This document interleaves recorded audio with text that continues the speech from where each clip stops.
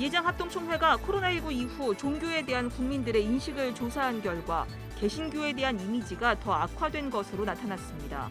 조사 대상의 63%는 개신교에 대한 이미지가 더 나빠졌다고 답했고 70% 이상은 개신교가 코로나19에 대응을 잘못하고 있다고 지적했습니다.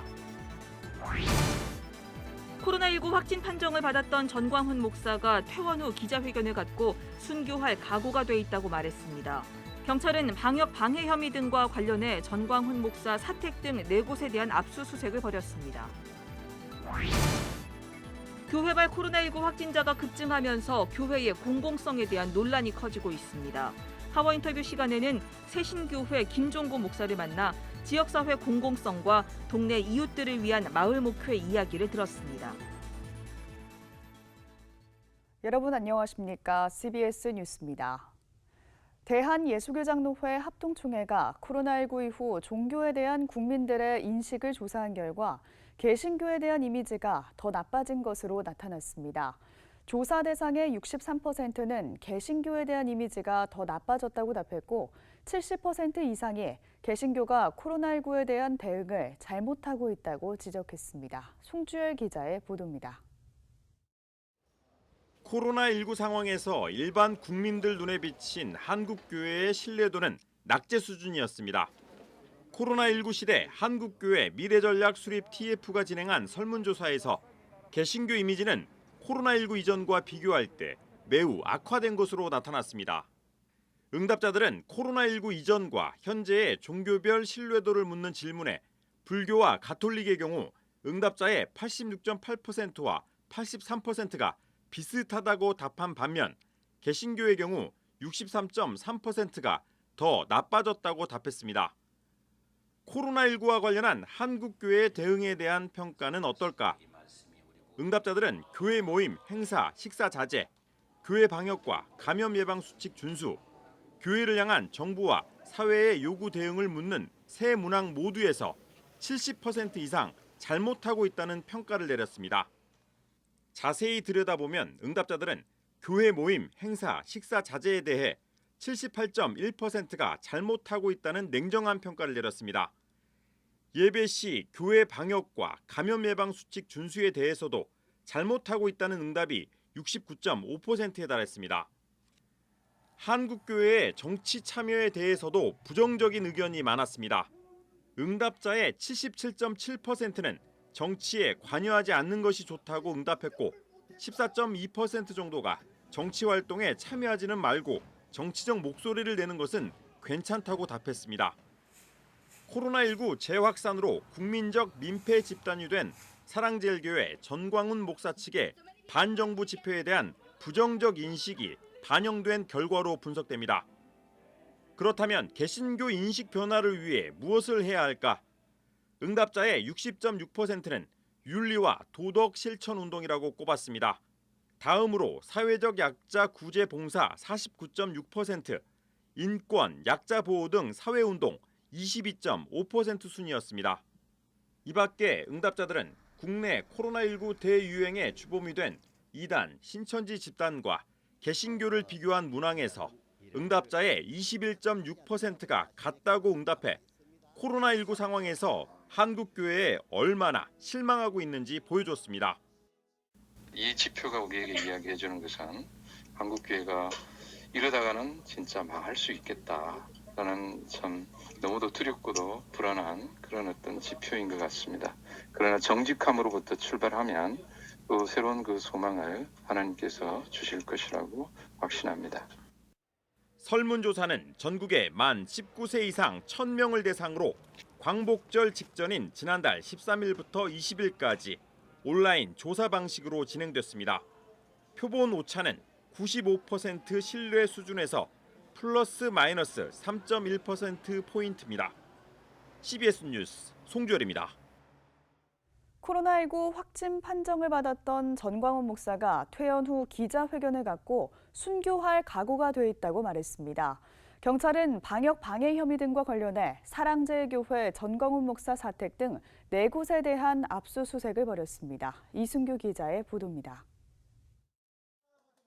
코로나19 확진 판정을 받고 완치된 뒤 퇴원한 전광훈 목사의 첫 공식 행보는 문재인 대통령을 비방하는 기자회견이었습니다. 전 목사는 사랑제일교회 앞에서 연 기자회견에서 한 달 안에 문재인 대통령이 사과하지 않으면 순교의 각오로 나서겠다고 말했습니다. 낮은 단계 연방제라고 하는 이 거짓 평화 통일 주제를 가지고 국민들을 속이는 행위를 계속한다면 한 달 동안 제가 지켜보다가 한 달 후부터 나는 목숨을 그야말로 던지겠습니다. 그때 가서는 저는 순교할 각오가 되어 있습니다. 전 목사가 문 대통령의 사과를 요구한 것은 우선 1948년 8월 15일을 대한민국의 건국절로 인정하라는 겁니다. 또 신영복 선생을 한국의 위대한 사상가라고 말한 것에 대해서도 문 대통령이 사과해야 한다고 주장했습니다.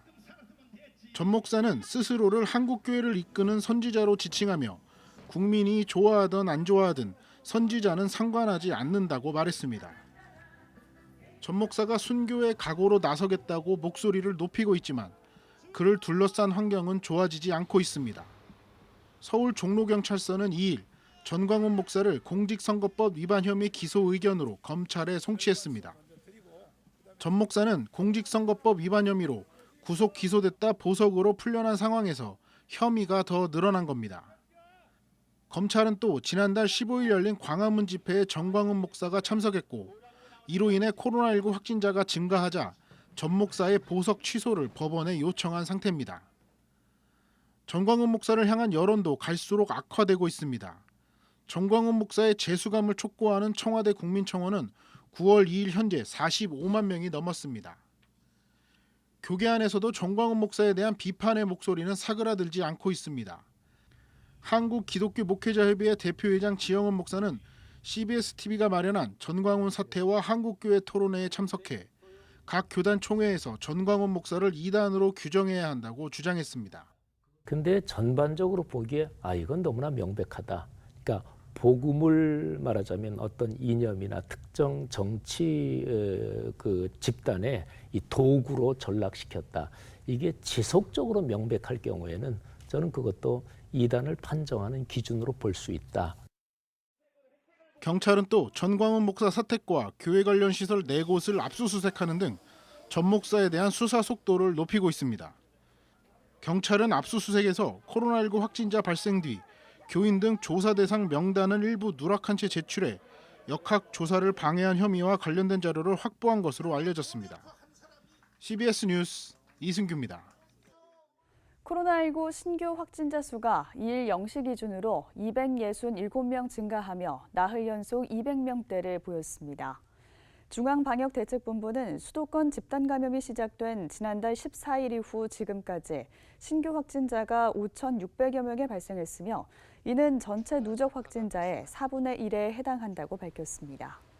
사랑제일교회 관련 누적 확진자는 27명이 추가돼 1,083명으로 집계됐으며 8.15 광화문 집회와 관련한 확진자는 20명 증가해 누적 확진자는 419명으로 파악됐습니다.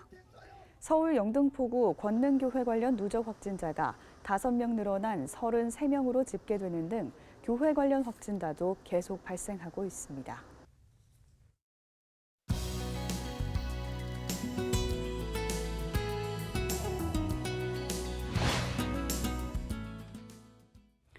사랑제일교회 교인들이 정부의 방역 수칙을 어기면서 거리 집회나 예배에 참가하고 코로나19 검사에 불응하는 모습은 우리 사회를 안타깝게 하고 있습니다.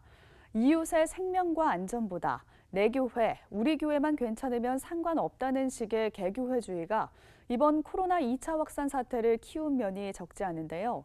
오늘 파워인터뷰 시간에는 새신교회 김종구 목사를 만나서 지역사회 공공성과 동네 이웃을 위한 마을 목회 이야기를 들어봤습니다. 고석표 기자입니다. 목사님 안녕하십니까? 안녕하세요. 네, 목사님께서 이제 새신교회 오신 지 이제 만 5년 되셨다고 네, 했죠? 만 5년 막 지나갔습니다. 네, 목회하시면서 이제 마을 목회를 목회 철학으로 이제 내세워 보셨는데 네. 마을 목회는 어떤 것인지 좀 설명을 좀 해주십시오.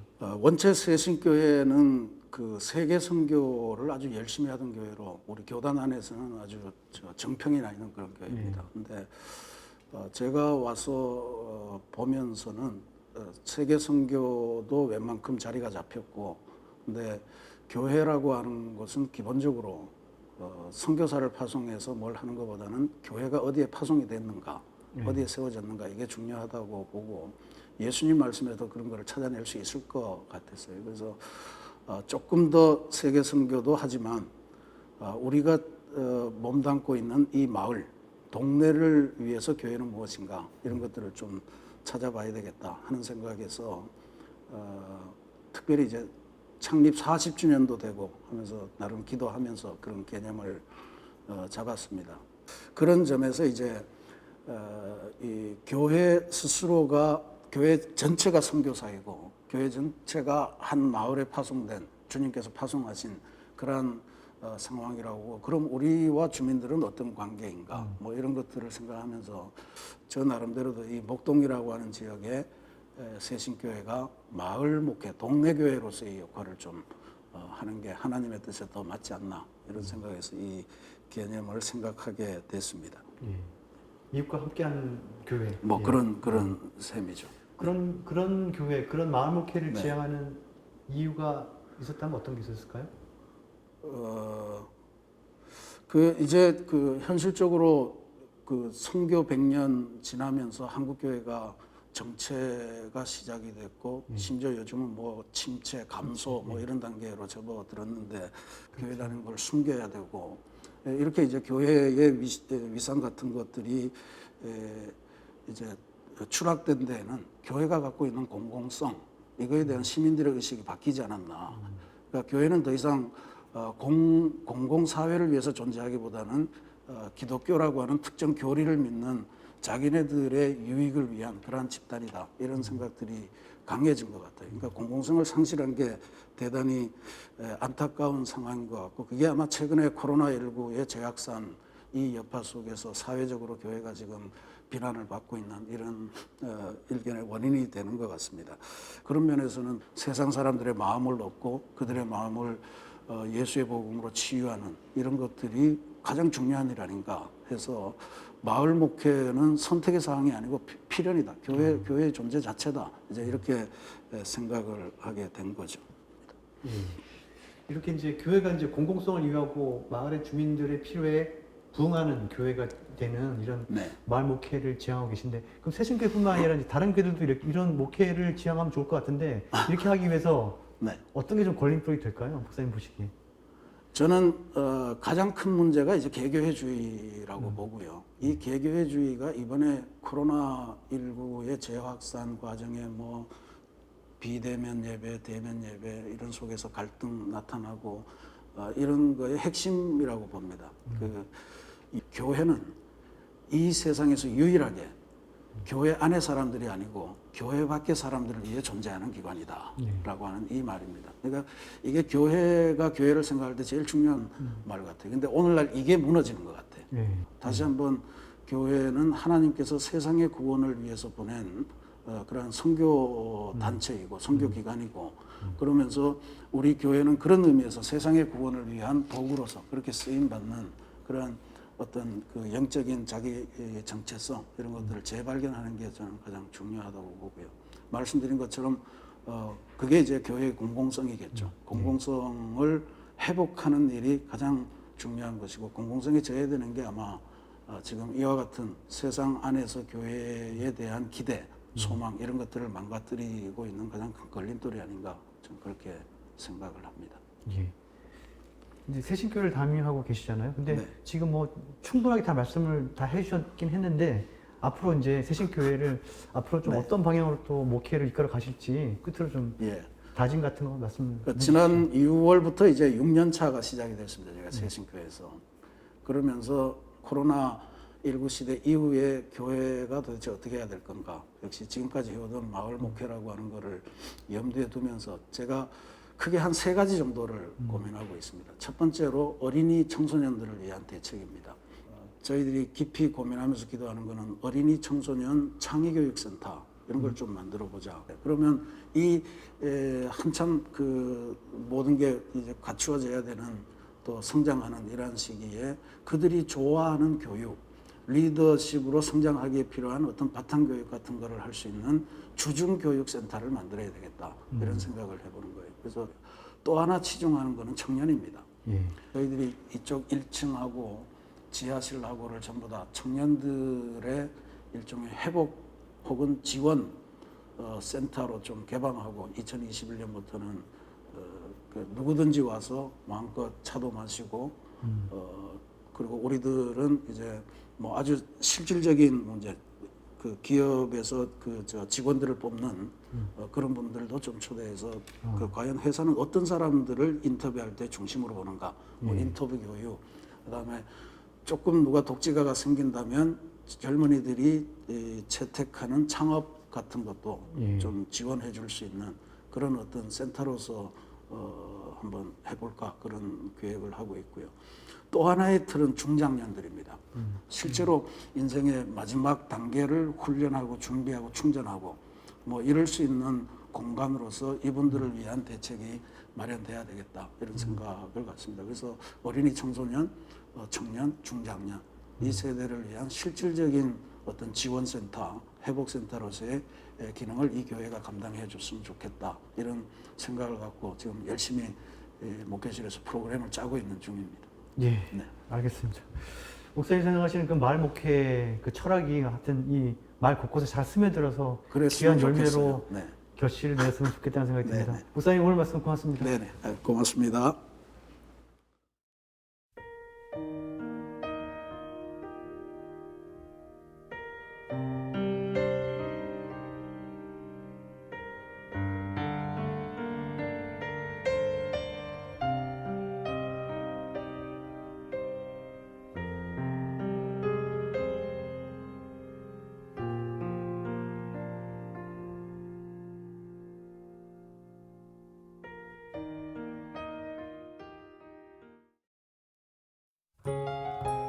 내일은 태풍의 영향으로 전국에 매우 많은 비와 강한 바람이 예상됩니다.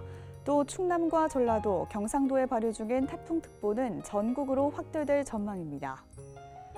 내일 아침 최저 기온은 20도에서 26도, 낮 최고 기온은 25도에서 32도로 예상됩니다. 이상으로 뉴스를 마칩니다. 함께해 주신 여러분 고맙습니다.